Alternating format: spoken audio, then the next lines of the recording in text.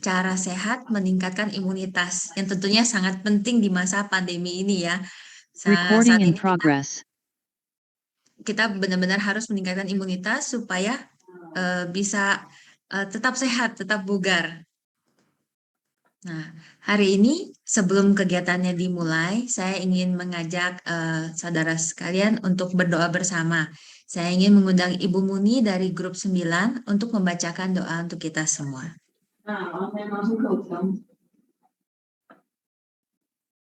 Kalau dicuci bawa gosip, itu sampai siang naik.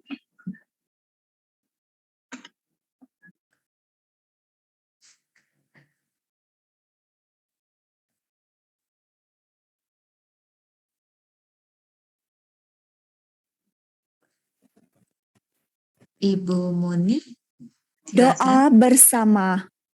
Alam dan segala isinya diciptakan melalui maha kasih dan maha keindahan dari Sang Pencipta. Kami menghargai kehidupan kami. Kami juga akan menghargai kehidupan makhluk lain. Kami mencintai kehidupan kami. Kami juga akan mencintai kehidupan makhluk lain. Kami melindungi kehidupan kami. Kami juga akan melindungi kehidupan makhluk lain. Dengan bervegetaris berarti kita hidup harmonis dengan semua makhluk dan alam. Semoga manusia dan makhluk lain hidup dalam kebahagiaan, keharmonisan, serta kerukunan bersama.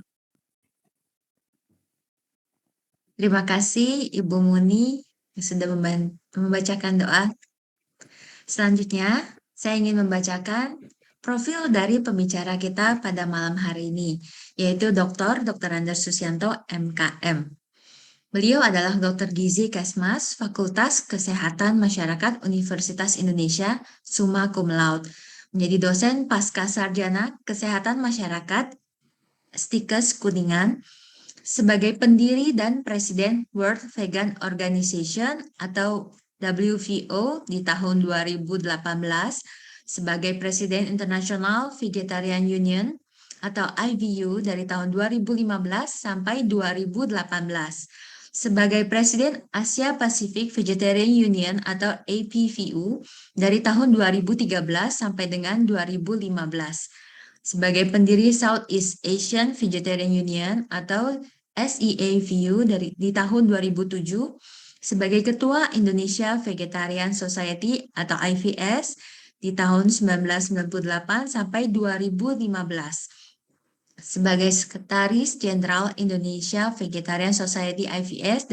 dari tahun 2015 sampai sekarang, sebagai Presiden Vegan Society of Indonesia atau VSI dari tahun 2006 sampai sekarang, sebagai Ketua Yayasan Tempe Internasional atau YTI dari tahun 2011 sampai sekarang, sebagai konsultan Perkin Elmer Singapore Indonesia Representative Office, sebagai konsultan gizi RS Royal Progress Jakarta, dan juga menjadi pembicara di Indonesia, Singapura, Malaysia, Thailand, Taiwan, China, Korea, Jepang, India, Dubai, Australia, Jerman, Inggris, Spanyol, dan Amerika. Beliau juga sebagai penulis buku Diet Enak ala Vegetarian, The Miracle of Vegan, Gizi Ibu Hamil Vegan, Gizi Anak Vegan, Fakta Ajaib Khasiat Tempe, Vegan Itu Mudah, dan Tempted by Tempe. Demikian adalah profil dari pembicara kita hari ini. Saya ingin mengundang Bapak Susianto. Ya, makasih Bu Rita. Selamat malam Pak Susianto. Malam. Baik, sekarang saya ingin menyediakan tempat dan waktu untuk Bapak Susianto memberikan sharing pada hari ini. Baik, terima kasih Bu Rita ya atas waktunya dan introduction-nya. Malam Bapak Ibu semua, senang sekali pada malam hari ini kita bisa berkumpul kembali untuk bicara beberapa poin penting tentang bagaimana kita meningkatkan imunitas tubuh kita Apakah harus melalui dengan obat, dengan suplemen ya, atau dengan cara alami yang seperti direkomendasikan oleh baik itu Kementerian Kesehatan kita maupun dari Harvard University. Bapak Ibu tahu ini universitas yang sangat top di dunia ya. Saya akan kasih slide-nya ya sebentar.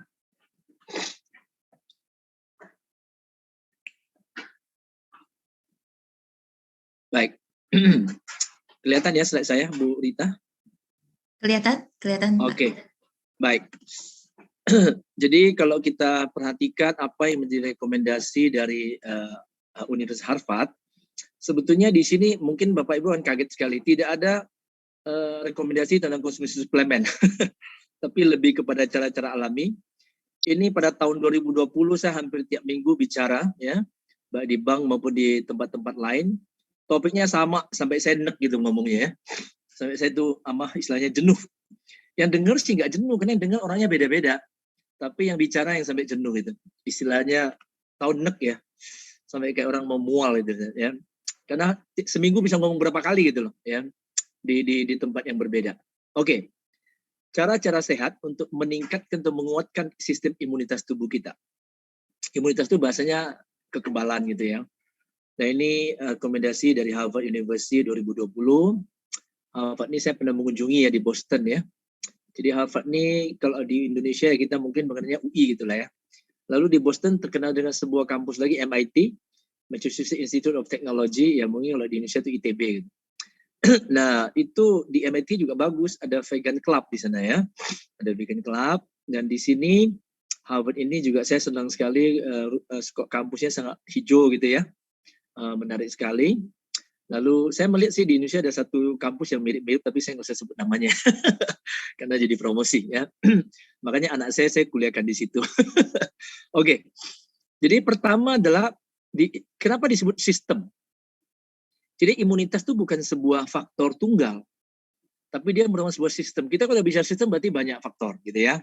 Sama seperti kita bicara multifaktorial penyebab kanker atau risk factors untuk kanker. Kanker itu bukan penyebab tunggal, tapi adalah penyebabnya multifaktorial atau banyak faktornya. Jantung koroner juga begitu banyak faktornya, ya. Tetapi untuk imunitas juga sama, juga sebuah sistem. Jadi nggak bisa cuma satu poin. Jadi kalau Bapak Ibu lihat di sini ada beberapa poin yang minimal direkomendasikan oleh Harvard University. 2, 3, 4, 5, 6, 7, 8, 9 ya. Nah, mungkin yang nomor 8 ini yang kita heboh selama ini, dan ini penting sekali memang. Baik itu dianjurkan pemerintah maupun oleh semua lembaga institusi kesehatan. Bahkan kepada perusahaan-perusahaan dan setiap orang lah dianjurkan mencegah infeksi atau menghindari infeksi seperti 3M, 4M, 5M, 6M ya. Sekarang udah 6M, mau 10M juga silakan ya. Karena bahasa Indonesia memang kata kerja dimulai dengan M. Jadi mencuci tangan, kemudian memakai masker, menjaga jarak fisik. Saya lebih suka pakai istilah jaga fisik ya. Jarak fisik itu perlu kita jaga, tapi hubungan sosial. Dulu kan kita awal-awalnya physical distancing ya. Jadi jaga jarak sosial itu sebenarnya kurang tepat. Jarak sosial itu sebetulnya bisa aja tetap kita jalankan hubungan sosial karena manusia pada prinsipnya makhluk sosial. Justru kontraproduktif kalau orang itu tidak menjalankan hubungan sosial. Dan dengan kemajuan IT sekarang, hubungan sosial itu sangat mudah, nggak perlu harus kontak langsung, nggak harus ketemu langsung gitu. Walaupun banyak orang setuju, pertemuan virtual ataupun Zoom seperti kita sekarang ini online, tidak bisa digantikan dengan pertemuan in person gitu ya. Jadi itu kita setuju deh. Nah, beda kan, kadang-kadang kita bicara di Zoom, ya kita salah paham maksudnya seperti apa sih? Atau kok kayaknya dia kurang akrab, tapi begitu ketemu beda gitu ya. Orangnya akrab sekali. Jadi memang pertemuan Zoom online tidak bisa 100% digantikan dengan pertemuan in person ya. Jadi pertemuan langsung gitu. Itu kita sepakat ya. Tetapi bagaimanapun juga di masa Covid terutama saat lagi parah, hubungan sosial tetap bisa kita jalan dan itu meningkatkan imunitas ya. Ketika orang terputus hubungan sosial, dia malah stres. Contohnya, tadinya suka kumpul, sekarang tiba-tiba nggak boleh kumpul. Padahal hubungan sosial ini bisa aja dijalin dengan IT. Sekarang virtual itu apa kata virtual? Virtual itu bukan berarti sepenuhnya maya loh ya, sepenuhnya online. Seolah-olah seperti pertemuan langsung, cuman tidak langsung. Contoh saya kan bisa melihat Bapak Ibu semua. Bapak Ibu juga bisa lihat saya sendiri, bukan kayak kita lagi nonton TV, nonton film tuh nggak ada interaksi, tapi kita dengan Zoom kita bisa interaksi loh, istilahnya lebih cepat tepat virtual daripada online. Apalagi dengan kemajuan teknologi sekarang, orang bisa bazar, bisa vegan festival tuh melalui virtual itu seperti kayak kita hadir di situ, tahu nggak? Waktu saya ngomong di International Conference untuk vegan di India, itu kayak saya berada di dalam gitu loh ya, dan orang juga seperti di dalam, padahal kita masing-masing di negara masing-masing. Itulah hebatnya virtual. Jadi kayak gini kan, Bapak Ibu kayak lihat saya, memang ini kan hidup ini ya, yang dilihat ini live gitu loh ya. Jadi bukan sesuatu yang direkam gitu. Jadi ini bisa membantu kita meningkatkan imunitas tubuh, karena pada prinsipnya ketika seseorang stres karena nggak bisa berkumpul, nggak bisa bersosialisasi, maka akan muncullah berbagai masalah. Ketika orang stres, tubuh akan menghasilkan radikal bebas. Tensi akan naik, lambung jadi nggak enak, sampai lambung dibilang otak kedua, the second brain ya. Ketika otaknya bermasalah, lambungnya ikut sakit gitu ya.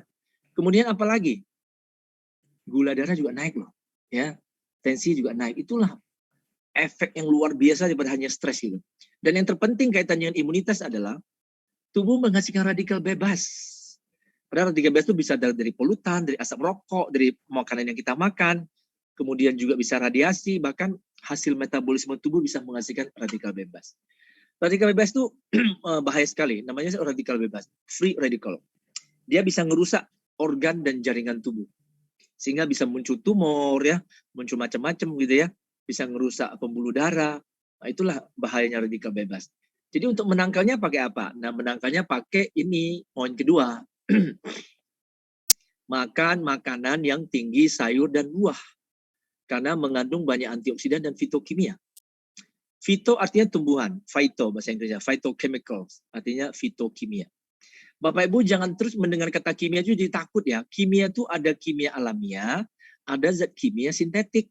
Yang berbahaya itu adalah yang kimia sintetik, umpamanya perasa kimia sintetik, kemudian pemanis, pengawet. Nah itu semua adalah yang tidak baik.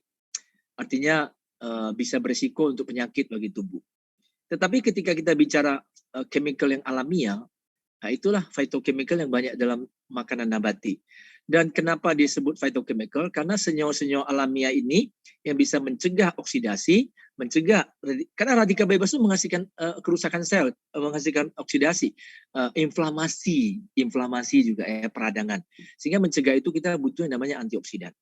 Kita tahu ada beta karoten kayak di dalam buah-buah sayur-sayuran orange ya, kayak wortel, semangka, kemudian ada umbi-umbian kayak ubi jalar ya, kemudian pepaya, pokoknya yang bersifat atau warna atau tomat, di samping likofen ya. Kemudian apalagi sulforafen yang ada di dalam brokoli, kemudian juga antosianin di dalam ubi jalar ungu, kalau yang kuning ada beta karoten, kemudian ada lagi polifenol yang ada dalam coklat, dalam teh ya. Ini semua adalah antioksidan anti kanker. Kemudian senyawa flavonoid ya, isoflavon di dalam kacang-kacangan, terutama kacang kedelai, seperti genestin, glisitin, dan ini semua adalah fitokimia yang tidak ada dalam hewan. Karena disebut phytochemical, karena hanya ada di fito, hanya ada di tumbuhan. Fito itu tumbuhan, nabati. Tidak ada di hewan sama sekali. Daging ada antioksidan, ya, seperti dalam sayur-sayuran buah-buahan dan kacang-kacangan biji-bijian itu semua mengandung antioksidan. Oke, sama halnya dalam sayur-sayuran dan buah-buahan dan kacang-kacangan seperti poin pertama, konsumsilah atau makanlah sebuah diet atau pola makan yang gizi seimbang yang terdiri dari biji-bijian yang utuh, buah-buahan yang utuh, whole ini utuh. Makanya kenapa kita punya program 21 hari, ya nanti mungkin Bu Rita saya akan singgung sedikit. Kalau perlu nanti kita bikin sebuah webinar khusus ya sendiri untuk masalah 21 hari. Kenapa nama programnya saya kasih nama 21 Days Whole Food Vegan Diet. Ada kata whole di situ, whole food. Whole itu artinya utuh. Jadi kita lebih bagus makan buah utuh daripada minum jus, apalagi jus yang sifatnya pakai juicer, pisah serat. Ya sayang seratnya kebuang. Kecuali orang yang kurang gizi, itu dianjurkan minum jus. Tapi kalau yang sudah lebih gizi, apalagi yang sudah makmur gitu badannya ya, nggak enak kalau dibilang gendut kan. Nah, dibilang makmur itu lebih sopan. Jadi orang yang tubuhnya makmur itu lebih bagus makan buah utuh. Jangan minum jus. Kalaupun mau mungkin smoothie lebih bagus. Karena smoothie itu pakai juicer, pakai apa namanya blender. Seratnya masih ada ya. Tapi kalau udah juicer itu pisah serat itu, bahasa awalnya pisah ampas gitu. Nah, sebetulnya untuk orang yang gemuk, orang yang kelebihan gizi kurang baik ya. Karena nanti yang diserap terlalu banyak ya. Dan tidak ada seratnya yang untuk bisa membalancing kadar gula, kadar kolesterol, trigliserid itu loh. Saya sangat kaget kemarin di Medan ada satu peserta kita 21 hari whole food vegan diet. Jadi 21 hari diet nabati atau vegan utuh. Nah gitu ya. Itu orang biasanya yang namanya trigliserid itu maksimal 150. Beliau 1134. Saya paling dengar dulu pernah di Surabaya ada teman 500, 600. Itu udah ngeri tuh. Ini 1130 ya, masih muda, nggak pernah cek darah. Begitu kan kita program 21 hari diet vegan tuh mesti hari pertama paginya cek darah dulu, malam sebelumnya puasa, hari pertama pagi cek, kemudian habis cek boleh sarapan, udah mulai itu start tuh, siang, malam, makan siang, malam semuanya whole food. Whole food itu patokannya adalah untuk vegan diet tidak boleh gorengan ya, tidak boleh tambah gula. Nasi putih kita ganti nasi merah. Kemudian apalagi jangan makan tepung-tepungan termasuk proses olahannya. Jadi kayak mie, kue tiaw. Nah, beras putih diganti beras merah. Jadi kue tiaw ya jangan, mie dari tepung terigu. Itulah konsep whole food, makanan utuh. Contoh, kita kalau makan gandum, oatmeal itu utuh. Ketika dibikin jadi tepung terigu itu sudah olahan, proses food. Apalagi tepung terigu dibikin bakpao, dibikin cepao ya, orang vegetarian cepao namanya. Lalu dibikin lagi mie. Nah, lalu yang beras putih dibikin jadi apa? Bikin jadi bihun, bikin jadi kue tiaw. Itu semua proses food, makanan olahan ya. Dan itu pasti tidak lebih sehat daripada makanan utuh. Jadi itu patokannya. Simple kan? 5 poin. Nabati, tidak gorengan, tidak ada tambahan gula atau added sugar. Gula boleh datang dari buah-buahan. Rasa manis dari buah-buahan, bukan dari gula pasir, gula batu, sirup, madu, itu semua GI tinggi. Glycemic index tinggi. Jadi bahasa Indonesia IG lah ya, bukan Instagram ya, tapi indeks glikemi ya. Nah, itu tinggi sekali. Madu juga tinggi loh. Madu mendekati gula pasir loh. Ya, jangan main-main dengan madu ya. Banyak sekali monosakaridanya. Simple sugarnya banyak dalam madu ya. Jadi itu gula tinggi ya, GI tinggi. Jadi kira-kira begitu. Kenapa anjuran nomor satunya adalah whole food. Jadi foodnya bisa fruits, bisa buah-buahan utuh, bisa sayur-sayuran utuh, bisa lean protein. Lean protein di sini adalah protein yang rendah lemak. Lean itu artinya rendah lemak. Jadi contoh, kalau kita makan daging, dapat protein, tapi juga lemak tinggi. Kita makan hewani, dapat protein, tapi juga lemak tinggi. Nah, itu bukan yang dianjurkan. Yang dianjurkan adalah makanan yang tinggi protein, tapi rendah lemak. Apa itu? Ya kacang-kacangan, ya jamur-jamuran, terutama tahu tempe. Ya itu bagus sekali. Itu ya protein tinggi, tapi rendah lemak gitu. Itu lean protein namanya. Jadi kembali ke cerita tadi, dari 1134 trigliseridnya, saya bilang, kamu berani nggak usah makan obat, ya, karena dia nggak ada keluhan dan masih muda. Saya bilang, saya jamin pasti turun. Cuman ekspektasi saya turunnya separuh, Bapak Ibu, paling ke 600 lah atau 500 lebih. Berarti udah separuh kan turunnya dari 1134. Ternyata setelah 21 hari tanpa obat loh ya Bapak Ibu, apa yang terjadi? Trigliserid tinggal 300. Ngeri banget ya. Luar biasa. Itu benar-benar di luar dugaan saya. Ekspektasi saya paling 500, 600, ini turun 302. Ampun ya. Dia senangnya minta ampun ya.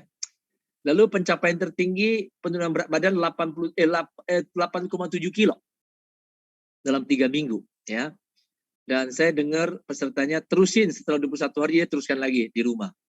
Kalau 21 hari biasanya kami catering supaya makanannya seragam. Gizi intake-nya, asupan gizinya seragam.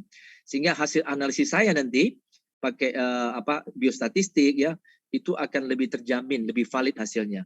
Kalau enggak setiap orang makannya beda-beda, bisa kacau nanti ya. Jadi itu intinya. Sehingga apa yang terjadi setelah dia teruskan lagi 1 minggu, turun lagi jadi 10 kilo turun berat badan.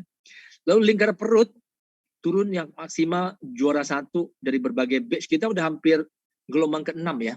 ya dari hampir 7 atau 8 kota. Itu akhirnya turun 23 cm. Gede banget loh 23 cm itu lingkar perut.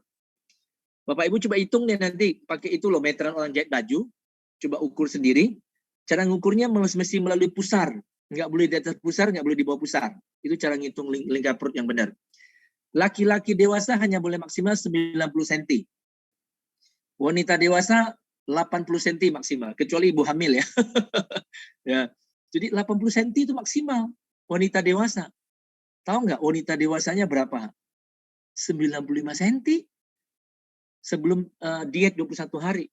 Setelah 21 hari tinggal 79. Turun berapa tuh? 16 kan? Setengah penggaris loh, ya. Ada yang turun lebih rendah lagi, 72 ya. Turun 23 cm. Ada yang turun 20 cm. Wah, itu luar biasa ya. Dengan makan obatnya belum turun begitu dia, ya. Lalu yang berat badan turun 8,7 biasanya makan obat juga nggak turun segitu banyak. Dan hebatnya pola diet nabati ini yang bisa meningkatkan imunitas tubuh kita. Ketika kita udah 21 hari. Ini kemarin saya baru penutupan presentasi hasil analisis saya dengan sebuah grup ya. Waduh, mereka testimoninya luar biasa. Saya salut. Awalnya karena ini susah kan, tidak bisa makan vegan, dan mereka tuh apalagi yang tidak pernah vegetarian sama sekali loh. Disuruh makan vegan tingkat tinggi coba ya, yang high class. Nggak ada gorengan, bukan hanya nggak ada telur, nggak ada susu loh, nggak ada madu, tapi nggak ada gorengan coba. Nggak gampang, orang vegetariannya belum tentu bisa jalanin loh. Ini ya bapak ini nggak pernah makan vege sama sekali, masih makan ayam, masih makan daging sebelumnya. Ikut 21 hari, langsung stop kan, karena ikutin kita punya pola makan. Akhirnya tahu nggak, dalam hati berpikir pada pertengahan atau minggu pertama, entar 21 lewat saya merdeka. Balas dendam. Ya, ternyata makan kalap gitu. Sampai tahu nggak, setelah 21 hari selesai, di dalam otaknya, di mindsetnya, di hatinya sudah nggak ada selera untuk makan seperti itu lagi. Untuk makan yang kacau balau itu nggak terjadi loh. Hebat kan? Kenapa 21 hari? Karena kita bisa merubah perilaku kita dalam minimal 21 hari. Mahasiswa-mahasiswa yang kami bimbing penelitian tesis di kampus, itu biasanya kalau penelitian studi intervensi, ini kan intervensi 21 hari ini, intervensi dikasih makan, bukan cuma observasional, bukan cuma ngamati, bukan. Jadi intervensi lebih kuat hasilnya daripada mengamati saja. Ngamati orang, pola makannya daging, hasilnya kayak apa penyakitnya, yang tidak makan daging gimana, itu cohort ya, atau yang case control gitu. Tapi ini intervensi loh. Kami minimal biasa sebulan, 2 bulan, 3 bulan. Penelitian saya rata 3 bulan ya. Ini 21 hari minimal. Tapi kalau yang perilaku berat itu memang tidak gampang, itu bisa sampai setahun baru bisa berubah ya. Tapi kalau hanya pola makan 21 hari berubah ya. Apalagi cuman meluruskan gantungan handuk, nah, itu 21 hari bisa itu ya. Saya pernah ikut diklat 2 bulan ya. Diklat 2 bulan, itu yang saya paling terkesan itu adalah the first lesson gitu loh. Pelajaran pertama, handuk mandi harus digantung lurus, nggak boleh miring-miring. Sampai sekarang kalau saya lihat orang miring-miring nggak tahan rasanya di hati itu ya. Di mata itu rasanya gatal gitu tangannya. Mau saya lurusin dia. Itulah hebatnya perilaku minimal 21 hari. Jadi 21 hari ini nggak sembarangan, bukan asal-asal, ada dasar ilmiahnya. Ya, ada dasar ilmiahnya. Penelitian psikologi seperti itu. Oke, jadi kenapa mesti whole food? Karena whole food gizinya lengkap. Begitu contoh simpel aja. Nasi hitam, nasi merah, itu masih banyak serat dan juga vitamin B terutama.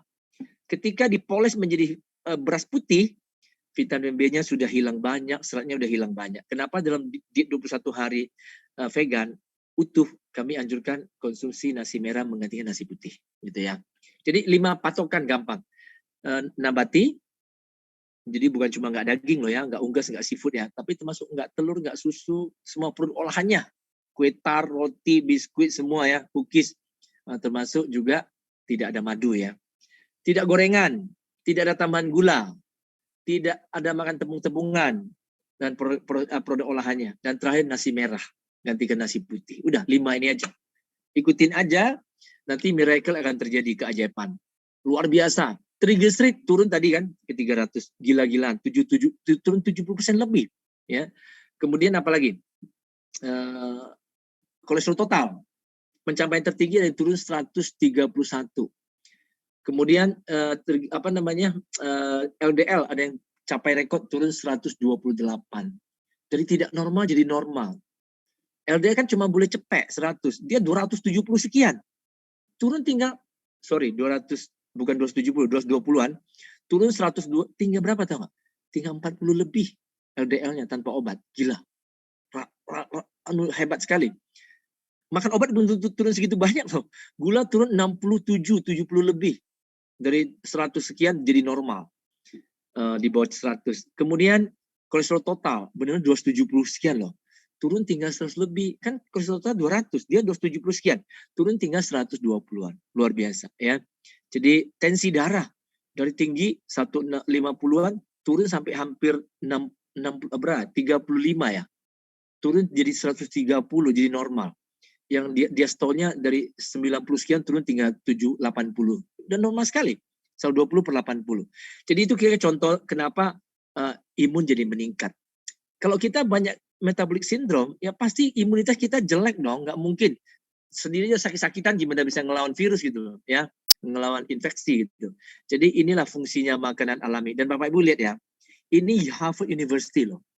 Bukan organisasi IVU, CVU, APVU, atau WVO, atau WBO, organisasi vegan. Bukan. Ini universitas terkenal yang tidak vegan, tidak vegetarian. Tapi rekomendasinya untuk meningkatkan imunitas apa? Vegan yang dianjurkan, coba. Ya. Lalu eat a diet. Nah, ini kembali vegan lagi. Kemudian tentunya di samping makanan perlu juga fisik ya, olahraga. Tapi tidak wajib olahraga permainan. Bapak Ibu boleh aja jalan kaki, jogging, berenang, sepedaan ya. Makanya aktivitas fisik namanya. Dan ada kata regular, teratur. Tidak boleh sehari langsung 3 jam olahraga, lalu berhenti 1 minggu. Nah, itu jelek, itu nggak bagus. Lebih bagus tiap hari cuma setengah jam sampai 1 jam, tapi tiap hari rutin, itu namanya regular. Itu lebih baik, lebih bagus untuk meningkatkan imunitas daripada 1 hari 2 jam. 3 jam, tapi dia capek ini istirahat 1 minggu. Ya, nah, itu nggak regular, namanya itu nggak baik ya. Lalu maintain a healthy weight. Kenapa ada kata healthy? Berat yang sehat ya. Nggak boleh obesitas, nggak boleh gemuk gitu ya.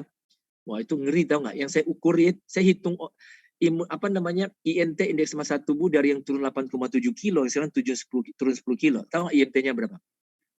Kita 30 sudah obesitas, dia 41. Bapak Ibu hitung sendiri ya. Berat badan satunya kilogram, bagi tinggi badan kuadrat satuannya meter. Jadi kalau pakai kalkulator, contoh kasus saya sendiri. Saya dulu pernah 75 kilo. Nggak enak berat rasanya. Saya turun ke 71, 70, 69, sekarang 68 saya. Ya. 68 dibagi, tinggi saya 1,76 meter. Jadi karena kita punya HP kan nggak bisa hitung kuadrat. Jadi bagi 2 kali, sama aja dengan bagi kuadrat. Jadi saya punya berat badan, Bapak Ibu boleh hitung. Saya punya IMT, indeks massa tubuh, atau Inggrisnya BMI, Body Mass Index. Saya berapa ya? 68 kilo bagi 1,76, bagi lagi 1,76. Saya punya indeks massa tubuh kira-kira 21,7 atau 21,75. Ini indeks massa tubuh yang normal, karena berkisar antara 18,5 sampai 25. Jadi Bapak Ibu hitung sendiri di rumah, mesti jatuh di range normal 18,5 sampai 25. Di atas 25, Bapak Ibu sudah termasuk gemuk. Di atas 27, obesitas. Orang bule 30 obesitas. Ini yang bapak kita ini 41 Bapak Ibu. Ya, tinggi sekali, very very obese ya, very very obese ya. Atau kita sebut severe obese gitu. Obes yang sangat severe, yang sangat parah. Tapi bagaimana kalau IMT di bawah 18,5? Nah, itu nggak bagus juga. Itu termasuk kurus ya. Kurus, kurang gizi. Kalau di bawah 16,5, lawan dari obesitas apa? Krempeng. Itu nggak bagus juga. Kena angin terbang ya. Jadi tidak bagus. Itu namanya kutilang. Tahu kutilang? Kurus, tinggi, langsing. Ya, itu juga nggak bagus. Jadi kira-kira begitu ya Bapak Ibu ceritanya kenapa mesti healthy weight. Kemudian don't smoke. Don't smoke ini penting ya. Bukan cuma Anda tidak merokok, tapi juga jangan menjadi perokok pasif. Perokok pasif itu artinya kita nggak ngerokok, tapi kita korban. Kita terpapar oleh asap rokok gara-gara suami ngerokok, anak ngerokok, ya, tetangga ngerokok, teman kumpul ngerokok, ya, teman ngerumpi ngerokok gitu kan ya. Jadi itu semua menjadi perokok pasif. Perokok pasif itu artinya kita nggak ngerokok tapi terpapar asap rokok. Dan resikonya orang yang perokok pasif atau passive smoker atau sering juga disebut second smoker, perokok pasif ketiga, resiko untuk sakit paru sampai kanker paru lebih tinggi daripada orang perokok aktif. Kan kasihan sekali. Yang ngerokok risiko lebih rendah daripada yang nggak ngerokok kan, kacau balau itu namanya. Jadi yang kedua namanya perokok pasif ketiga, the third smoker. Lebih ngeri lagi. Bukan hanya itu perokok pasif kedua, second smoker. Ini the third smoker. Perokok pasif ketiga. Anda masuk hotel, tidur kamar hotel yang smoking. Udahlah, Anda tidur di situ, nanti AC-nya nyala, semua asap rokok yang sudah masuk ke AC, ke bed cover, ke ranjang, ke karpet, ke sofa, bantal, guling, gorden, malam hari semuanya keluar untuk AC-nya nyala. Panas hari, panas juga dia keluar. Tingkat keracunan, tingkat racun daripada level of toxicity level toksisitas daripada asap rokok yang sudah nempel di dalam ruangan hotel itu atau kamar itu lebih tinggi karena teroksidasi oleh oksigen di udara. Sehingga lebih berbahaya, makanya disebut perokok pasif ketiga. Lah makanya sekarang hotel-hotel bagus, kalau Anda masuk ke dalam kamar yang non smoking disuruh tanda tangan surat pernyataan.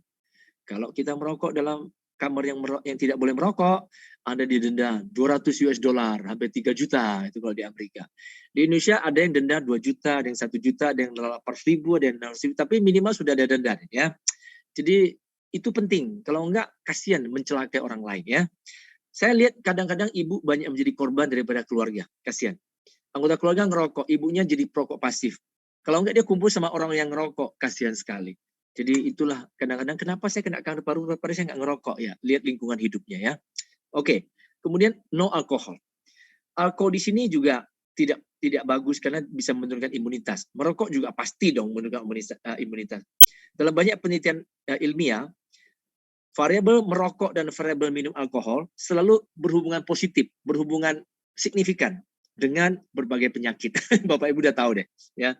Jadi contoh, alkohol bisa menaikkan tensi. Ibu-ibu saat hamil ada istilah preeklampsi.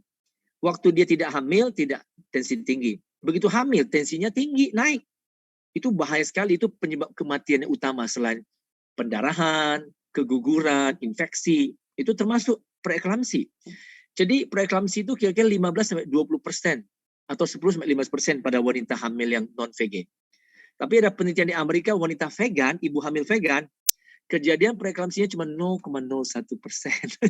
Satu dari 777 ibu hamil vegan. Berapa kali lipat tuh rendahnya dibanding yang normal? Normalnya 10% sampai 15%. Anggap 10 deh. Ini 0,01. 1000 kali. 0,01 1/100 ya. Persen 1/10.000. Gila. 1/10.000.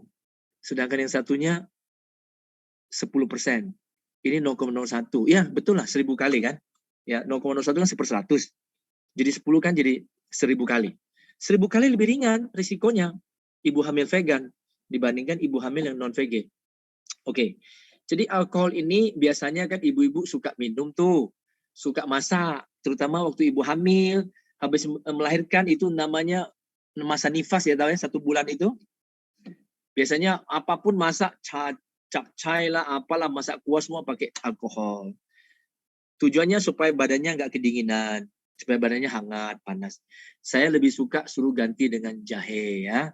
Jahe itu bisa bikin hangat dan tidak menaikkan tensi. Nah, itu antioksidan, bisa menaikkan imunitas tubuh dan anti-inflamasi, ya, anti peradangan. Kemudian jahe itu juga bisa tolak angin. Tolak angin ya. Dan tidak menaikkan tensi, itu yang utama. Tapi kalau alkohol kan kasihan. Ibunya jadi tensinya naik lagi gara-gara campur dengan makanan. Kemudian tujuannya mau hangat ya, dengan jahe juga hangat kok. Kalau masih takut dingin ya udah jemur aja di luar. Kemudian tapi nggak boleh keluar rumah kan sebulan pertama masa nifas. Lalu yang terpenting, banyak penelitian membuktikan alkohol bisa merusak gizi ASI ya ketika ibu memberikan ASI. Dan alkohol itu masuk loh melalui ASI loh ke dalam si tubuh bayi, membuat bayi jadi susah menyerap gizi ASI. Lihat kacau balau gitu loh ya. Saya cuma ngerti ya tradisi orang Tionghoa kok seperti itu dari dulu gitu ya. alkohol aja semua itu isinya, arak gitu ya. Itu tidak baik ya Bapak Ibu. Jangan dilakukan, tidak baik ya. Oke. Kemudian cukup tidur. Nah, banyak orang bilang, Pak, saya nggak tidur malam, nggak apa-apa, besok saya balas dendam. Saya bilang itu berdendam yang tak terbalaskan itu, ya. Jadi jangan pikir malam nggak tidur, besok mau tidur siang untuk balas dendam. Tidak bisa terbalaskan. Nggak bisa tidur siang menggantikan tidur malam. Nggak bisa, irama tubuhnya beda. Hormon melatonin, serotonin dikeluarkan otak kita waktu tidur malam berbeda dengan tidur siang. Makin tidur siang makin capek, makin males, makin lesu gitu ya. Tapi kalau tidur malam besok bangun fresh gitu ya, seger gitu. Jadi jangan coba-coba menggantikan tidur malam dengan tidur siang ya, nggak bisa. Lalu yang nomor 8 sudah saya bahas tadi. Nomor 9. Nomor 9 nih, nah ini, maka ada kata try, mencoba. Tidak gampang sih meminimalkan stres ya. Tadi saya sudah bahas apa akibat stres ya. Jadi saya nggak usah bahas lagi. Dan dengan demikian, stres secara tidak langsung menurunkan imunitas. Tidur yang tidak cukup menurunkan imunitas. Minum alkohol, konsumsi alkohol menurunkan imunitas. Konsumsi merokok menurunkan imunitas. Tidak punya berat badan yang sehat juga menurunkan imunitas karena risiko penyakit meningkat. Tidak pernah gerak badan juga itu menurunkan imunitas. Jadi sapu-sapu rumah, cuci motor, cuci mobil, cuci sepeda, ngepel lantai, cuci baju, itu semua aktivitas fisik, itu bagus. Itu bisa meningkatkan imunitas. Makanya rahasia kenapa pembantu lebih sehat dari majikan, ini rahasianya. Ya, pembantu banyak kerja, makanya imunitasnya bagus, sehat. Kalau majikannya malas kerja, cuma main tunjuk-tunjuk aja gitu ya, main perintah-perintah, makanya banyak sakit itu loh ya. Jadi untuk itu Bapak Ibu, melalui seminar ini dan seminar-seminar yang lain, saya juga berpesan kepada peserta seminar, marilah kita rame-rame jadi pembantu, supaya kita sehat gitu ya. Betul ya? Salah ya? Yang benar adalah, marilah menjadi pembantu ataupun majikan yang sehat. Nah itu yang utama ya. Jangan malas gerak, jangan mager kata istilah Kak Seto. Jangan mager, jangan malas gerak ya. Jadi kalau malas gerak nanti jadi babi ya. Siapa akun katanya. Habis makan tidur gitu ya. Itu jadi babi gitu ya. Jadi mesti banyak gerak lah. Tapi gerak tidak harus permainan olahraga. Nggak main badminton, sepak bola, sepak takraw, volley, nggak apa-apa. Yang penting gerak badan ya. Gerak badan penting, apalagi sampai di udara terbuka. Sambil mendapat paparan sinar matahari. Cukup 15 menit sampai 30 menit. Itu udah mencukupi vitamin D kita sehari. Dan katanya vitamin D yang dapat dari produksi tubuh dengan bahan baku kolesterol bisa turunkan kolesterol kan? Berjemur bisa turunkan kolesterol. Karena kolesterol itu bahan baku membuat vitamin D, dan vitamin D yang dihasilkan oleh tubuh melalui sinar matahari itu ultraviolet B, UVB atau UVB, itu adalah vitamin D3 yang paling mudah diserap tubuh dan paling bertahan lama dalam tubuh dibandingkan yang makanan. Ada sebuah penelitian bilang vitamin D dari makanan 14 hari udah turun dia dalam tubuh kita. Ya, tapi yang dari sinar matahari, bantuan sinar matahari bisa bertahan lama. Dan dengan demikian kita juga meningkatkan imunitas ya. Vitamin D juga bisa meningkatkan imunitas, vitamin A juga, vitamin vitamin C juga. Makanya kenapa dianjurkan ini loh, konsumsi sayur-sayuran, buah-buahan, kacang-kacangan yang banyak mengandung vitamin C, A dalam bentuk beta karoten, vitamin E, tokoferol ya, kemudian juga vitamin yang lain. Dan Bapak Ibu kalau bandingkan sama anjuran Kementerian Kesehatan kita, bagaimana supaya masyarakat hidup sehat, itu gerakan masyarakat hidup sehat, sama mirip ya. Aktivitas fisik, konsumsi sayur buah. Kenapa ini penting? Karena orang Indonesia ternyata dalam hasil penelitian, hasil Riskesdas ya, riset kesehatan dasar Kementerian Kesehatan, yang sampai tahun terakhir 2018, tetap nggak beranjak di bawah 10%. Ada yang melaporkan tahun-tahun tertentu hanya 6,5% penduduk Indonesia yang cukup makan sayur buah. Padahal kita sayur buahnya berlimpah kok nggak mau dimakan gitu loh ya. Saya pernah diundang ke Dubai, itu negara Emirat Arab. Padang pasir semua, nggak ada sayur buah bisa tumbuh. Satu-satunya buah bisa tumbuh cuma buah kurma, ya. Yang lainnya nggak bisa. Tapi kesadaran masyarakatnya untuk hidup sehat makan sayur buah itu tinggi, sehingga mereka harus import sayur buah dari Asia Tenggara, dari mana lagi? Dari Eropa. Tapi kita sini berlimpah tapi nggak mau makan ya sayur buah. Tidak merokok, tidak alkohol, sama kan? Periksa kesehatan secara rutin, kebersihan lingkungan. Nah, jangan cuma rajin jadi relawan. bersih-bersihin pekarangan orang, tapi rumah sendiri kacau balau gitu ya. Nah itu nggak benar juga. Banyak orang begitu loh. Kerja bakti seneng, itu bagus. Bersihin selokan, bersihin jalan, tapi rumah sendiri kotor. Kasihan kan? Nah, itu nggak benar ya Bapak Ibu ya. Kemudian jamban ini penting karena ini juga jadi sumber penularan penyakit kalau nggak bersih ya, kalau nggak higienis. Lingkungan juga bersih karena banyak penyakit berbasis lingkungan, terutama penyakit infeksi ya. Oke, saya mau kasih lihat satu slide dari pemerintah, Kementerian Kesehatan kita. Nah ini, kalau mau sehat, banyak makan sayur buah. Makan sayur buah setiap hari sehat dan cerdas pasti. Bapak Ibu baca di sini ya. Buah sayur itu karena tinggi antioksidan seperti vitamin C dan vitamin yang lain bisa meningkatkan kekebalan tubuh. Kemudian buah sayur bisa meningkatkan kesehatan tulang dan gigi. Ini loh, Bapak Ibu baca ya, bukan Susianto yang ngomong loh ini ya. Biasanya Susianto yang suka ngomong nih. Tidak harus selalu minum susu, Bapak Ibu. Buah dan sayur seperti bayam, lobak, alpukat, jeruk juga menjadi sumber kalsium yang baik. Bahkan absorpsi penyerapan kalsium pada brokoli, lobak lebih tinggi, termasuk sawi, apalagi bok choy, kembang apa namanya? Kembang kol ya, cauliflowers ya. Ini semua mencapai 50-62% penyerapan kalsiumnya dari sayur-sayuran tersebut. Jauh lebih tinggi daripada penyerapan kalsium dari susu sapi yang cuma 32%, Bapak Ibu. Ya, jadi saya senang lah ada poster begini dari Kemenkes ya, Kementerian Kesehatan. Jadi jangan cuma bilang Susianto karena kamu vegan, bela-belain vegan gitu kan. Nah ini bukan orang vegan yang ngomong ini. Ini pemerintah yang ngomong nih Kemenkes ya. Dan kemudian juga bisa turunkan kolesterol, gula darah, lemak darah atau yang namanya trigliserid karena banyak serat di dalam sayur buah, kacang-kacangan, biji-biji. Semua makanan nabati mengandung serat, tapi nggak ada kolesterol. Ya, termasuk durian, santan, dan ada kolesterol. Tapi semua hewani mengandung kolesterol termasuk apa? Termasuk ikan. Tetapi tidak mengandung serat sama sekali. Ayam nggak ada serat, unggas yang lain nggak ada serat, daging nggak ada serat. Apalagi ikan, seafood nggak ada serat. Gimana dengan telur susu? Nggak ada serat juga. Ya, jadi begitulah Bapak Ibu ya. Saya kira itu yang bisa saya sampaikan. Mudah-mudahan bermanfaat. Mungkin kita ada waktu sedikit ya, sampai 8.30. Mungkin Bu Rita kita boleh diskusi. Ada Pak Susianto, terima kasih atas sharing hari ini. Sekarang saya ingin membuka sesi tanya jawab. Kalau ada yang ingin bertanya boleh diketikkan di kolom chat. Pak Susianto, saya mulai dari pertanyaan pertama ya. Boleh, silakan. Tadi kan Pak Susianto menyarankan kita untuk diet yang whole food itu mungkin ya tanpa gula. Kalau gulanya dari jagung bagaimana ya? Tetap yang namanya yang mengandung kalori, kemudian juga punya GI, glycemic index, itu tetap kita hindari selama 21 hari. Mungkin Bapak Ibu akan tanya, sebentar saya cas dulu ya. Baik.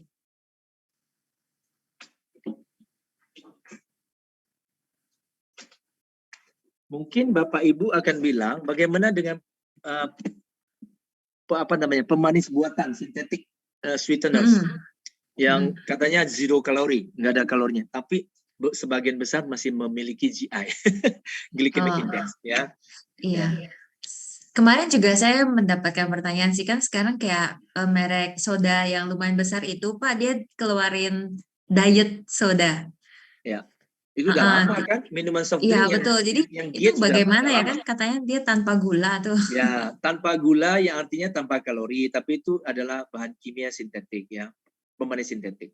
Memang zero kalori, tapi kalau kita lihat GI-nya masih ada GI, glycemic index. Kecuali ada satu yang tidak punya GI, GI-nya 0. Itu daun stevia. Daun stevia, ya. Tahu. Itu zero kalori dan juga zero GI. Tapi beberapa yang sintetik, pemanis sintetik itu walaupun zero kalori, zero kalori artinya nggak ada kalorinya gitu. Tapi dia masih ada GI-nya gitu loh ya. Terutama yang diabetik berarti jangan ya kalau yang masih ada GI-nya. Ya, karena GI tinggi akan cepat menaikkan kadar glukosa darah. GI rendah lebih lambat, tapi tetap bisa menaikkan walaupun dia lambat. Jadi sebaiknya kita hindari selama makannya dari manis buah aja. Kalau makan oatmeal, mau rasa cita rasa manis, campur buah ke dalam, bisa stroberi, bisa apel, bisa pear, bisa macam-macam ya. Iya, betul. Baik, saya lanjutkan pertanyaan selanjutnya. Apakah sayuran hidroponik itu baik? Karena tumbuhnya kan dengan nutrisi kimia sintetis ya. Betul, tapi Seperti masih lebih baik daripada yang sama sekali pakai pupuk kimia. Pakai pestisida, maaf. Kalau yang Oh. namanya organik kan artinya definisinya tanpa pupuk kimia dan tanpa pestisida kimia. Kalau hidroponik dia sudah menggunakan, dia sudah tidak menggunakan pestisida kimia, tapi dia masih menggunakan zat gizi yang dari kimia yang menjadi pupuknya. Ya, kalau di tanaman yang bertanah menggunakan tanah kan namanya pupuk. Tapi kalau di sini betul-betul nutrisi makanannya karena dia nggak ada tanah dalam air kan namanya hidroponik. Tapi sekarang ada lagi yang namanya aquaponik. Nah, aquaponik berbeda walaupun aqua itu air, hidro juga air. Tapi dia membedakannya karena hidroponik masih menggunakan walaupun tidak menggunakan pestisida kimia, tapi masih menggunakan nutrisi kimia kan? Yang dilarutkan di airnya kan, dialirkan gitu dengan pompa. Ya, tapi betul. aquaponik bahan nutrisinya juga tidak dari bahan kimia gitu ya. Oh. Jadi tidak menggunakan tanah. Kalau organik kan pakai tanah yang konvensional. Tapi tentunya tidak menggunakan pestisida dan juga pupuk kimia, pupuk alamiah, pupuk kandang, pupuk kompos gitu, ngerti nggak? Dan beberapa organik juga masih menggunakan pestisida alamiah, tidak kimia tapi pestisida alamiah yang membuat bau atau zat kimia alamiah maksud saya, yang membuat hama takut gitu, nggak suka baunya gitu. Tapi biasanya rempah-rempah kalau nggak salah. Ya, tembakau, rempah dan segala macam, serai atau segala macam lah. Tapi tidak menggunakan yang pestisida kimia kayak yang kita tahu dari organoklorin, organofosfat atau karbamat ya itu semua kimia itu. Ya pestisidanya itu. Baik, kemudian ini pertanyaan seperti biasa nih dokter kalau masalah tempe. Kalau orang penyakit asam urat kan nggak boleh makan tempe tahu katanya. Tempe tidak menaikkan asam urat. Mungkin Bapak Ibu yang tanya ini tidak ngikutin kita punya webinar yang pertama, yang dari saya pertama ya. Saya udah sempat bahas tuh. Sebetulnya yang menyebabkan asam urat tinggi atau asam urat naik itu kan sebenarnya purin ya. Dan purin paling tinggi itu di jeroan, di seafood, di unggas terutama bebek, di daging merah terutama kaldunya itu kadar purinnya 100 sampai 1000 mg itu. Kalau dimakan tuh cepat menaikkan asam urat dalam tubuh kita karena dia dimetabolis jadi asam urat purinnya. Tapi kalau dalam nabati, mau dalam sayur, mau dalam kacang-kacangan itu hanya 9 sampai 100 mg. Jadi 10 kali lebih rendah purinnya dari nabati dibandingkan hewani. Jadi risiko asam urat lebih tinggi itu pada pemakan hewani, bukan pemakan nabati. Dan khusus untuk tempe, saya nggak usah cerita lagi lah. Kemarin saya sudah cerita panjang lebar, penelitian 5 tahun dari NUS, National University of Singapore, kemudian juga dari UNAIR, FK UNAIR, Fakultas Kedokteran, termasuk penelitian kita sendiri. Nah ini menariknya nih Bu Rita. Saya udah bikin berapa batch program 21 hari di sengaja tiada hari tanpa tempe menunya. Di samping tempe gizinya bagus, protein, gizi besi, kemudian juga kalsium dan segala macam tinggi, bagus ya. Tapi saya ingin membuktikan konsumsi tempe tiap hari selama 21 hari tidak menaikkan asam urat secara signifikan. Ada yang malah turun. Dan terbukti ya karena ada tes labnya ya dokter, Pak Susianto. Betul sekali. Iya. Kemudian ada yang menanyakan mungkin ini mengenai yang diet 21 hari juga. Kalau kopi dan teh bagaimana ya? Kopi dan teh boleh, tapi tanpa gula dan tanpa susu. Ya. Kemudian kopi pahit kan termasuk vegan ya, Pak Susianto? Iya, betul. Kopi, teh, coklat tanpa gula, tanpa susu itu bagus dan antioksidan, anti kankernya tinggi. Tapi dalam penelitian ilmiah ada jurnal dikirim oleh Dr. Michael Greger ke saya, ternyata pencampuran susu ke dalam kopi menjadi kopi apa? Cappuccino ya, kopi susu. Makanya sekarang banyak sekali kedai kopi yang sudah menggunakan menu namanya cappuccino soya, ya kan? Atau oatmeal kadang. Ya, atau oatmeal. Tapi oatmeal itu tidak baik. Kenapa? Dia rendah protein, oke? Jadi kalau mau yang susu nabati, yang mau tinggi protein itu hanya ada 3 yang tinggi protein. Susu soya, susu almond, dan chickpea. Susu peas, ya tahu kan chickpea? Kacang polong. Tapi kalau sudah oatmeal, meal ataupun rice meal, itu semua tinggi karbohidrat tapi rendah protein, ya. Jadi bukan berarti dia jelek, tapi dia rendah protein. Padahal kita tujuannya kan mau tinggi protein, menghentikan susu sapi kan, yang katanya ada protein. Tapi susu sapi proteinnya juga nggak tinggi. Susu sapi proteinnya itu hanya sekitar 2,9%, masih di bawah susu soya. 4,2%. Oke, susu soya lebih tinggi. Jadi dengan cara begitu kita bisa membuat minuman minuman kopi, teh, dan coklat lebih sehat. Dalam penelitian tersebut yang sudah dipublish di jurnal internasional, ternyata pencampuran susu ke dalam kopi, teh, dan coklat merusak aktivitas antioksidan kopi, teh, dan coklat. Nah, kacau kan? Hampir mendekati nol loh aktivitas Sia-sia jadinya. Sayang sekali. Jadi kopi itu kopi ada antioksidan namanya chlorogenic acid, asam klorogenat, CGA. Teh dan coklat ada antioksidan juga namanya polifenol. Lah semuanya rusak, hampir mendekati nol aktivitasnya gagal campur sama susu. Coba. Tapi bagusnya ketika susu sapi diganti susu soya, nggak ngerusak loh antioksidan kopi, teh, dan coklat. Lihat tuh, hebat kan? Jadi Bapak Ibu yang sudah vegetarian, belajarlah vegan. Itu is the best. Baik secara kesehatan, baik secara lingkungan, baik secara etika. Bapak Ibu renungkan nanti malam ya, tapi jangan dibawa mimpi ya. Jangan sampai stres hanya karena makanan. Jangan stres. Tolong renungkan pertanyaan saya. Telur dari mana sih? Nah, Bapak Ibu renungkan sendirilah ya. Apakah kita pantas makan sesuatu yang datang dari rahim? Telur dari rahim loh ya. Ya. Itu sangat tidak etis dan tidak baik ya. Kemudian susu sangat menyengsarakan hewan sapi perah. Sapi perah dikasih growth hormone atau bovine growth hormone.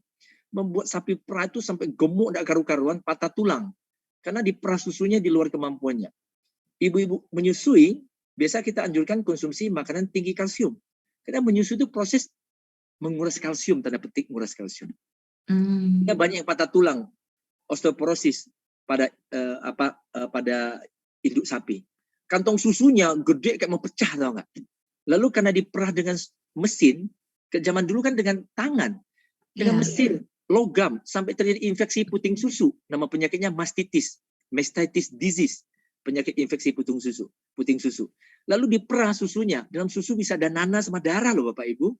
Ya, jadi betapa sakitnya si induk sapi. Jadi Bapak Ibu, saya sangat menganjurkan lah, tidak usah konsumsi yang seperti itulah. Ya, tidak baik untuk kesehatan kita. Karena susu terbukti kan, saya sudah bahas kan di sesi saya yang sebelumnya.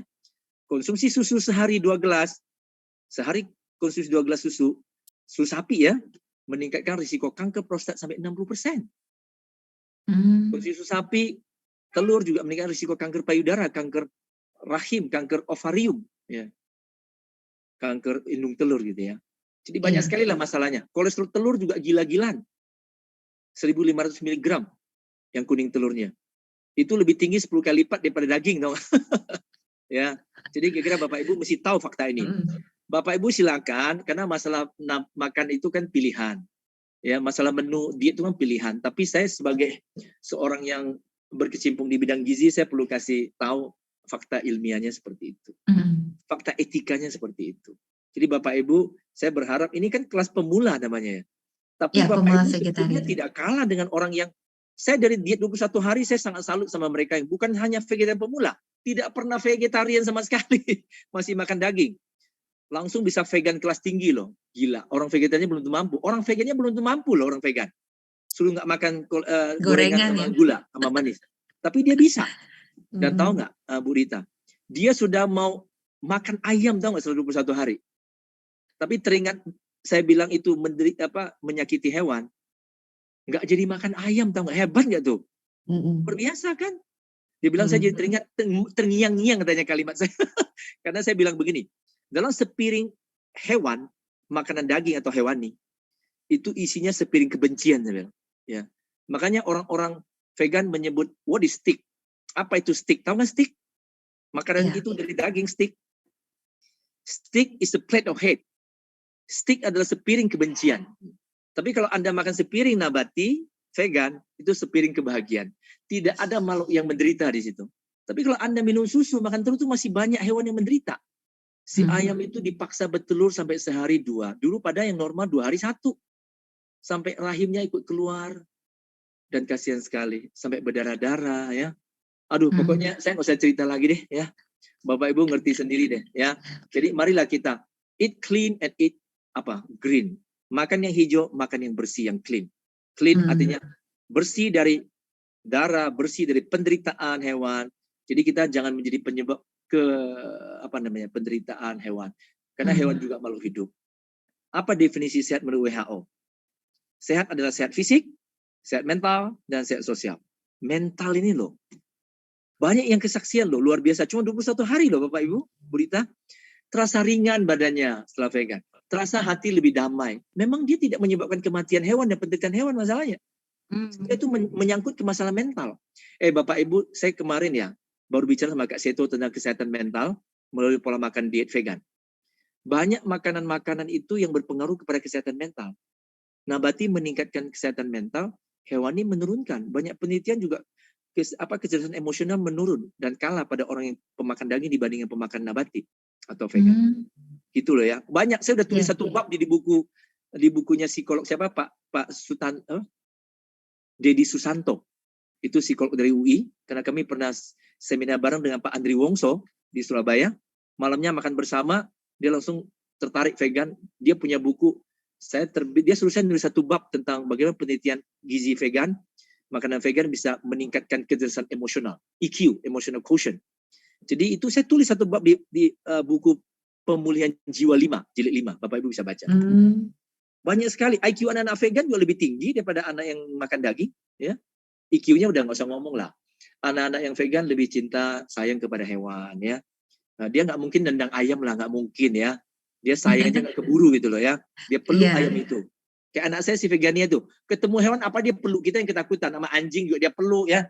Kita malah takut itu hewan. Kadang-kadang hewan liar itu kan susah ya. Ayam dia peluk, ya. Kucing dia peluk gitu ya. Beda, dia bawaan dari kandungan udah begitu gitu loh ya. Jadi itu nggak bisa dibohong ya, yang namanya kesehatan mentalnya nggak bisa dibandingkan, beda ya. Kalau coba anak-anak yang tidak diajarkan vegetarian vegan, ketemu ayam ditendang sama dia, ya. Jadi beda Bapak Ibu ya. Oke. Sifat juga mempengaruhi ya. Iya, ini ke karakter ya. Jadi memang karakter, ini sesuatu yang kita perlu belajar juga. Jadi vegetarian vegan itu bukan cuma sekedar makanan, kesehatan fisik. Fisik sehat, mental nggak sehat, tetap nggak sehat menurut WHO loh ya. Fisik sehat, cek darah semuanya hitam, nggak ada yang merah gitu kan. Kemudian mental sehat, tapi sosial nggak sehat juga nggak sehat.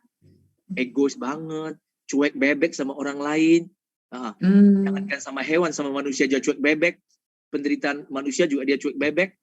Hewan apalagi, ya bunuh aja lah ya. Jangankan ngomong hak asasi hewan, hak asasi manusia jadi nggak peduli gitu loh, ya. Jadi ini mengasah kita punya kepekaan sosial, ya, meningkatkan EQ kita, emotional quotient, gitu. Saya kira itu. Sorry ya agak kemana-mana, tapi inilah holistik. Semangat jadinya Pak Susianto. Holistik kita vegetarian vegan, bukan cuma sekedar mau sehat, gitu loh ya. Bukan cuma berat badan, bukan cuma kesehatan fisik. Dalam grup. Bu Rita tahu nggak, di grup kita itu hampir ada 10 grup. Biasanya ibu-ibu tiap hari lapor, saya turun sekian on hari ini, jadi seolah cuma mau turun berat badan gitu. Turun berat badan itu bonus. Nah, kalau triglycerid semua jadi bagus, itu baru benar-benar tujuan kita. Ya. Betul. Ya, gitu. Baik. Ini ada yang nanyain tentang INT lagi tadi dokter, mungkin saya ulang ya, berat badan kita dalam kilogram dibagi dengan tinggi badan dalam meter kuadrat. Ya. Oke, baik. Yang kemudian normal ada yang 18,5 sampai 25. 18,5 sampai 25 adalah ukuran yang normal. Ya. Kemudian ada yang berat badan cuma 38 kilo, Pak Susianto, tingginya 158. Nah, mungkin termasuk ke di bawah. Ya. Berapa tadi berat badan? 58. 38. Oh, 38. Tinggi badan? 158. Oke, bagi 1,58 kuadrat. Memang rendah sekali. Cuma 15 IMT-nya. Itu termasuk kurang gizi memang, kurang berat badan. Tolong ditingkatkan. Pak Susianto bisa menyarankan pola makannya atau apanya? Pertama, tidur dulu yang cukup, ya. Jangan terlalu ini overtime ya. Cukup istirahat. Kemudian makan yang cukup gizi dan dalam porsi yang lebih banyak. Makan makanan yang high density. Jadi makanan yang dense food namanya. Jadi yang padat kalori. Contohnya boleh cari kelapa muda, itu bagus ya. Kemudian boleh makan umbi-umbian, jagung ya. Kemudian roti boleh lah, karena kan lagi kurang berat badan. Ya, kemudian mie sehat boleh ya. Sekarang banyak mie sehat kok, Oh ya, yang gluten Pak free. Susianto, mie Shirataki ya, itu Ya, bagaimana ya? ya mungkin kita nggak usah sebut merek lah. Ada merek lain lagi. Saya sendiri yang mengsertifikasi.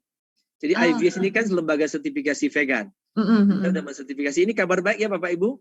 Van Houten coklat sudah keluar 4 item vegan ya tanpa wow, susu sapi. Lalu bagus. ada Milo vegan dari Nestle Australia. Di Indonesia nggak mau kalah bikin Milo vegan juga tapi merek lokal. Saya baru sertifikasi minggu lalu di pabrik di sini. Ada 5 item ya. Kemudian minggu depan saya harus ke Surabaya, yaitu untuk yang mie sehat ini, yang gluten free, yaitu dari konyaku, dari sejenis umbu konyaku. Yang biasanya kalau di Suliau orang bikin itu loh cumi-cumi, bikin udang pakai itu ya. Itu Haisom. Ya haisom juga. Jadi dia high fiber, serat makanan tinggi, karbo rendah dan lemak rendah itu. Nah, yang Dari seperti bahan itu juga konyaku boleh. ya. Itu lebih sehat daripada mie yang dari tepung terigu ya. Kemudian cobalah makan jagung, ubi jalar ya, itu bagus untuk nambah berat badan. Boleh makan kacang-kacangan seperti selai dari kacang, tapi sebaiknya jangan terlalu manis ya. Itu semua adalah makanan padat. Lalu alpukat itu juga menaikkan berat badan. Minum VCO, virgin coconut oil ya. Jadi cobalah menaikkan berat badan sampai ke 18 lah minimal ya, 18,5 IMT-nya. Jadi ini masih rendah sekali 15. Cara ngitungnya tahu kan? Kalau dibalik. Tadi kalau 15 kita sekarang mau 18,5 ya. Supaya tahu naiknya berapa kilo gitu loh. 18,5 kali ini kan IMT ya. Kali tinggi badan. Berapa tadi? 1,58 kali 1,58. Jadi dia beratnya 46 nih. Minimal 46 ya untuk sampai sekarang batas. 38 kan? Jadi harus tambah 8 kilo. Ya, tambah 8 kilo. Ya. Iya. Mungkin yang pertama tadi pola tidur ya berarti ya Pak Susianto. Ini soalnya selanjutnya orangnya nanya tentang pola tidur juga. Tadi kan dibilang tidur yang cukup. Harus cukup tidur. Ya 8 jam lah. Contohnya tidur jam 11 malam bangun jam 7 apakah sehat? Atau Tidur tidur jam 8 malam bangun jam 2 atau 3 subuh? Kurang dari 8 jam. Jangan, apalagi terlalu pagi. Paling pagi jam 4 lah ya. Kalau jam 2, jam 3 itu bukan subuh, itu dini hari namanya ya, belum subuh itu. Subuh itu mulai jam 4. Nah, mulai jam 4 ya. Terus ini, tadi boleh minum jus, saya anjurkan. Minum jus yang power juice. Boleh campur mangga, tapi yang jus benar jus ya pisah kulit, pisah serat ya, supaya asupannya tinggi. Kalau Anda cuma makan 1 buah mangga kenyang, atau 1 buah apel kenyang. Tapi kalau apel dibikin jadi jus, bisa 2 apel, bisa ke minum. Ya. Dan jangan banyak serat supaya nggak terlalu banyak menghambat penyerapan gizi. Jadi Anda itu butuh. Makanya kapan orang minum jus, kapan orang minum smoothie, kapan orang makan buah utuh, tergantung Anda berat badan gitu loh ya. Jadi kalau untuk yang mau meningkatkan boleh minum jus. Boleh ya. Untuk menurunkan dengan smoothies berarti ya. Atau makan buah utuh ya. Buah Atau potong makan buah utuh. Ya. Baik. Kemudian selanjutnya ada yang menanyakan kalau untuk seminar kesehatan dari Pak Susianto mungkin boleh follow Instagramnya Pak Susianto atau Silakan Facebook Instagram, ya. di Facebook. Nanti setiap ada seminar saya posting, termasuk yang seminar hari ini. Posternya saya juga ada posting di saya punya media sosial ya. Kemudian selanjutnya Pak Susianto ada yang ingin bertanya, vegetarian tapi kan pengetahuannya kurang karena ada yang bilang vitamin D ikan tidak ada di sayur dan biji-bijian. Omong kosong lah, itu nggak benar sama sekali. Silakan nonton. Oke, yang tidak sempat ikutin seminar, silakan nonton YouTube channel saya. The Science of Vegan. Ilmu vegan. Kalau nggak hafal, udah ketik aja lah Dr. Susianto, keluar semua videonya di YouTube. Ya. Benar. Ya, Pak Susianto udah banyak sharing tentang pola makan sehat. Silakan, itu semua zat gizi yang ibu bapak tanya, vitamin yang hanya di hewan, nggak di manusia, nggak di tumbuhan, itu nggak benar, semua ada ya, semua ada. Asam amino esensial semua ada di nabati ya. Gitu. Selanjutnya ada yang bertanya, kenapa saya ikut program 21 hari vegan kok sering merasa lapar? Nggak apa-apa, memang itu pencernaan lebih lancar. Kalau Anda makan daging hewan lebih susah dicerna karena tinggi lemak. Lemak itu paling susah dicerna di antara semua zat gizi. Nggak apa-apa, 2-3 hari sudah terbiasa kok. Waktu lagi lapar 2-3 hari pertama, nggak apa-apa, makan aja. Ini dietnya diet tanpa lapar. Diet anti lapar. Banyak orang biasa diet pasti kelaparan. Ini diet kenyang, tapi timbangan turun. Nah ini hebatnya diet ini. Ya, iya. Ya itu. Betul. Kemudian ada yang menanyakan, saya tidak mengerti keseimbangan gizi tiap hari yang harus dikonsumsi. Aduh, ini kayaknya kita udah pernah sharing ya. Iya, kemarin sih saya ikut kelasnya Pak Susianto yang whole food tentang isi piringku itu mungkin ya yang paling seimbang. Ya, saya tunjukkan lagi deh gambarnya ya. biar tahu. Udah, San. Bapak Ibu lihat ya? Ya, oke, ini udah mau selesai. Nah, ini panduannya, Bu. Kelihatan ya, Bu Rita? Nah, kelihatan? Ya, ini panduan menggantikan 4 set 5 sempurna. Sekarang 4 set sempurna nggak diajarkan lagi, nggak minum susu, gizi tetap bisa sempurna kok, nggak harus minum susu ya. Kemudian isi piringku tahun 2017 ya. Sepertiga makanan pokok, sepertiga isi piring sayur-sayuran, seperenamnya buah-buahan, seperenam lauk. Udah, inilah panduan gizi seimbang. Simpel kan, nggak pakai porsi lagi, pakai bagian. Semua orang ngerti gitu ya. Kalau porsi bingung kan? Konsumsilah protein 2-4 porsi sehari. Berapa sih protein satu porsi itu berapa? Konsumsilah 3-5 porsi sayur-sayuran sehari. Satu porsi buah sayur-sayuran berapa sih? Iya, bingung. Konsumsilah 2-4 porsi buah-buahan sehari. Nggak ngerti satu porsi buah itu berapa.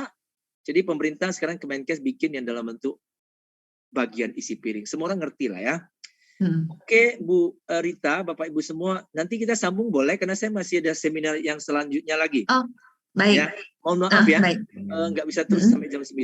Tapi nggak apa-apa, Bu Rita, nanti kalau ada pertanyaan silakan aja, kita bahas lagi di sesi selanjutnya ya. Baik, nanti untuk pertanyaan yang sisanya nanti akan kita simpan ya, Pak Dan Susianto. gini Bu Rita, Bapak Ibu Ya? kalau setuju, saya lebih setuju nanti next session, sesi selanjutnya, nggak usah pakai topik, langsung topik QA. Question and answer ya, Jadi supaya lebih question and cepat. answer itu khusus kita membahas, sehingga waktu kita cukup gitu 1 jam atau 1,5 jamnya untuk membahas pertanyaan. Jadi question and answer itu satu sesi khususnya QA, ya, question and answer. Nggak usah ada topik khusus. Jadi Bapak Ibu bebas mau topik 1000 topik boleh gitu ya. Yang penting pertanyaan tentang kesehatan. Ya boleh. Tapi kalau mau konsultasi perkawinan juga boleh. Oke. Ya. Tapi perkawinan vegetarian dan vegan ya. Harus, itu sudah wajib. Oke. Baik, berarti terima kasih atas waktunya Pak Susianto hari Mohon maaf ini. ya Bu Rita ya. Tidak apa-apa Pak Susianto. Ya. Baik, terima kasih Pak Susianto atas sharingnya hari ini. Semoga bahan-bahan diberikan bisa berguna untuk teman-teman semuanya juga. Ya, Bu Rita, pesan saya sebelum kita ke sesi selanjutnya untuk QA, question and answer, silakan yang tidak sabaran boleh langsung nonton di YouTube channel lah. Di YouTube masuk aja ke YouTube, search Dr. Susianto, semua pertanyaan Bapak Ibu pasti ada di situ semua, ya.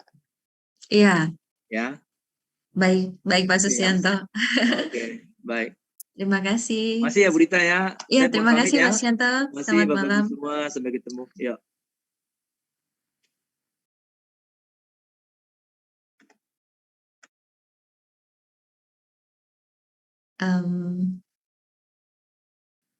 Baik. Untuk teman-teman yang bertanya, saya sudah coba menyimpan. Jadi mungkin kalau untuk teman-teman yang baru bergabung juga, boleh gabung ke grup vegetarian untuk pemula vegetarian. Untuk bergabung itu bisa menghubungi Ibu Elisa dengan nomor telepon yang saya sekarang kirimkan lagi ya. Mohon maaf karena Pak Susianto ada kegiatan yang lain, jadi harus off lebih awal. Selanjutnya saya akan membacakan untuk kegiatan di minggu depan. Hari Minggu juga, tanggal 12 Desember jam 7 malam. Kalau hari ini kita mulai di 7.30, minggu depan kita mulai di jam 7 malam. Topiknya adalah makan gizi seimbang yang enak tapi tetap sehat. Yang akan dibawakan oleh narasumber kita, Dr. Fendi Syailawan, Master Gizi, seorang nutrisionis klinis juga. Jadi kalau ada pertanyaan mengenai makanan, boleh disiapkan dulu. Jadi sebelum sampai ke sesi Q&A, pertanyaannya sudah masuk semua, jadi tinggal nanti dibacakan. Nah, nanti kita juga coba mencatat pertanyaan hari ini, kalau bisa dijawab di sesi minggu depan juga bisa, atau kalau untuk teman-teman yang ingin belajar lebih banyak, bisa mencari tahu di YouTube dengan mencari nama Dr. Susianto atau The Science of Vegan, karena di sana banyak sekali diupload video-video tentang pola makan atau pengganti dari yang tadi, misalnya gizi dari ikan, bagaimana kita dapat penggantinya dari tumbuhan, itu semua ada di YouTube, bisa langsung dicari. Kemudian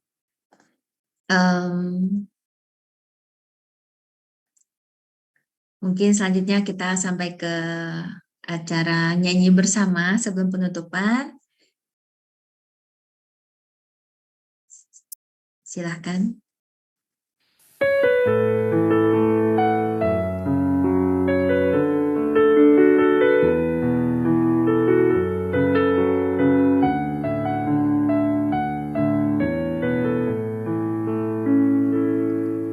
Hidup di bumi raya, kita bersaudara, bergandengan tangan, satu keluarga, tiada pemisah di antara kita. Bersukacita, tertawa riang, kemanapun melangkah, kita selalu bahagia. Saudara, walau beda suku dan agama, tetap rukun damai. Saudara, walau beda adat, warna kulit, kita satu keluarga. Saudara, walau beda profesi, pria wanita, kita keluarga. Saudara, indahnya hidup bersama.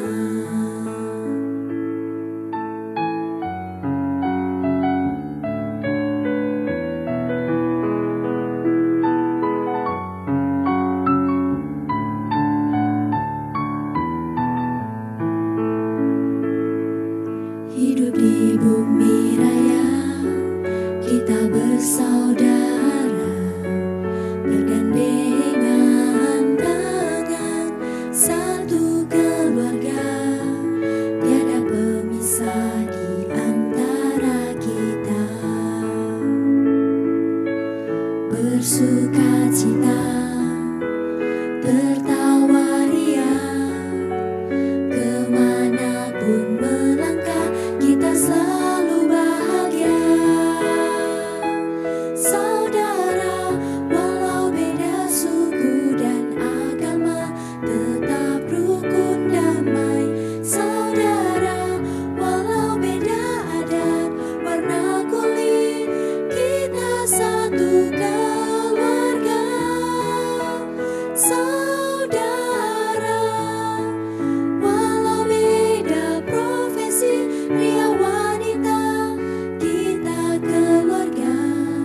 Saudara, indahnya hidup bersama.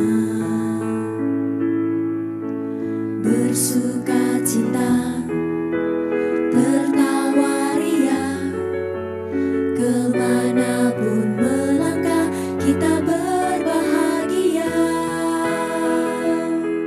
Kita semua saudara, dimanapun engkau berada, penuh sukacita. Kita semua saudara, dimanapun engkau berada, harmonis bahagia. Kita semua saudara, dunia satu keluarga.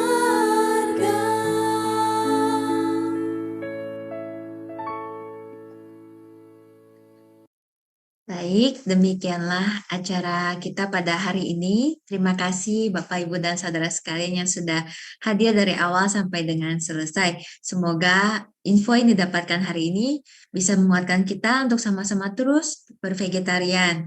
Kemudian vegetarian itu juga tadi Pak Susianto mengingatkan kita kalau sehat itu bukan cuma sehat jasmani, tapi harus sehat mental dan juga sehat secara sosial. Dengan bervegetarian kita lebih menyayangi diri kita, lebih menyayangi orang lain, dan tentu saja demi bumi kita tercinta. Sampai jumpa minggu depan di acara yang sama oleh komunitas pemula vegetarian di jam 7 ya, jangan lupa. Minggu depan di jam 7 kita berjumpa lagi mendengarkan sharing dari Dr. Fendi. Terima kasih Bapak Ibu, selamat malam semuanya. Recording Terima stopped. kasih, Bu Rita. Terima kasih. Selamat malam, terima kasih. Terima kasih. Selamat malam, terima kasih.